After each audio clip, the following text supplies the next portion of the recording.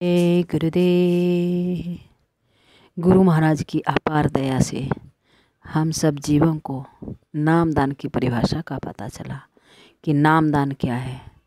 नामदान एक धुनात्मक, एक वर्णात्मक, और वर्णात्मक में जैसे राम, कृष्ण ये सब आ गए, और धुनात्मक जो गुरु महाराज जिनकी परिभाषा बताते हैं कि आवाज़, शब्द, कलमा, आयतें। हम सब लोग जी तोड़कर मेहनत करते हैं संसार में और बहुत से सामान इकट्ठा करते हैं, यह समझते हैं कि यह सब कुछ हमारा है। लेकिन जब बारी आई यहाँ से जाने की तो इस शरीर में से जीवात्मा को निकाल कर अलग कर दिया, सब मेहनत बेकार हो गई। इसीलिए समझाया जाता है कि मनुष्य शरीर में थोड़ा समय बचाकर, थोड़ी मेहनत बचाकर अपनी जीवात्मा के लिए कुछ करना चाहिए, भजन करना चाहिए।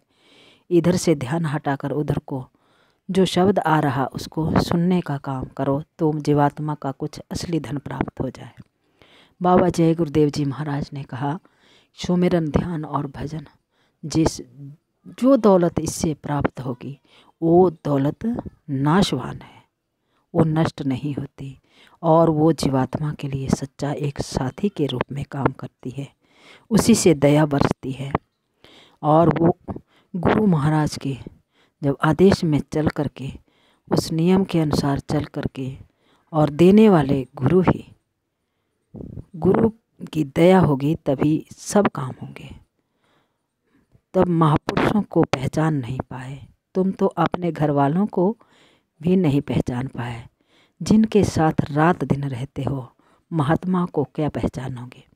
ये एक बात है कि लोग ये कहते हैं कि इनके पास कुछ है तो ज़रूर, तभी तो दूर दूर से लोग आते हैं। बाबा जय गुरुदेव जी महाराज के पास पूरे भारत और बाहर से भी ऐसे ऐसे लोग दूर दूर से आने वाले, और अपने अनुभवों को मंदिर के रजिस्टरों पर हर तरफ लिखते हैं और अनुभव करते हैं कि कैसी शक्ति यहाँ पर है। तो अगर कुछ मिलता नहीं होता तो दुनिया क्यों दौड़ती। ऐसा महापुरुष का ठिकाना हम सभी के लिए मिल गया। सूरत धुन को पकड़कर नीचे उतारी गई, और उसी धुनात्मक नाम से जब जुड़ेगी, धुनात्मक नाम से जुड़ने के बाद ही ऊपर को जा सकती है। इसलिए मन का भी ये घर नहीं। बाबा जी ने कहा कि मन भी तो ऊपर से जीवात्मा के साथ जोड़ा गया, वो भी जब अपने घर पहुँचेगा तो उसके बाद ये भी शांत होगा, इसको भी एहसास होगा, सूरत का साथी बन जाएगा। सूरत धुन को पकड़ कर नीचे उतार आई है, उसी तरह से ऊपर जाएगी। इसी के लिए महापुरुषों की कृपा होनी चाहिए, उनकी दया मिल जाए, मदद मिल जाए तो काम बन जाए। कर्मों का बोझा उतारना सीखो, बोझा लादना बंद करो, इसकी युक्ति महात्मा से मिलेगी। कर्मों का कर्जा इसी में सब फंसे हुए। बाबा जी कह रहे, सत्संग चेत कर सुनना, समझना, विचार करना, अपने ऊपर उतारना, तभी ये काम होंगे। पूज्य महाराज जी के द्वारा भी दृष्टांत दिया जा रहा कि लड़का एक दिन सत्संग में गया और पिताजी को जाते 30-40 वर्ष हो गए।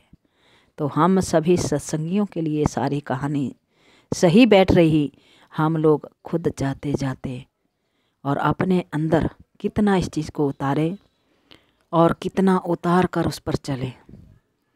तो जब उस कहानी को सुनाते हैं कि 40 साल जाने के बाद बच्चा, मैं तो गया और झाड़ झोड़ कर सत्संग आ गया, और तू एक दिन में जा कर के तूने इतना ज्ञान ले लिया कि गाय को खाने से नहीं हटा रहे। अब उसमें विचार करने वाली बात, कितनी बड़ी शिक्षा उस कहानी के अंदर है कि अगर सत्संग सुनते हुए जितने मर्जी वर्ष बिता दो, अगर हम अपने अंदर ना उतारें तो उस जुड़ने से कोई लाभ नहीं, तो अपने आप से हम धोखा दे रहे हैं।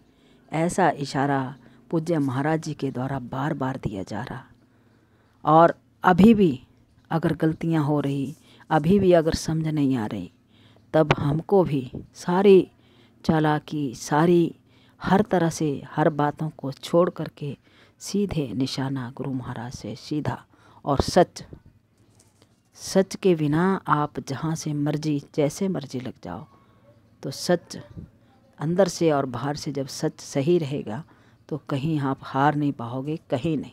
हर तरह गुरु महाराज साथ में रह कर के मदद करेंगे। शब्द स्वरूपी संग हैं कभी ना होते दूर, धीरज रखना चित्त में दिखेगा सतनूर।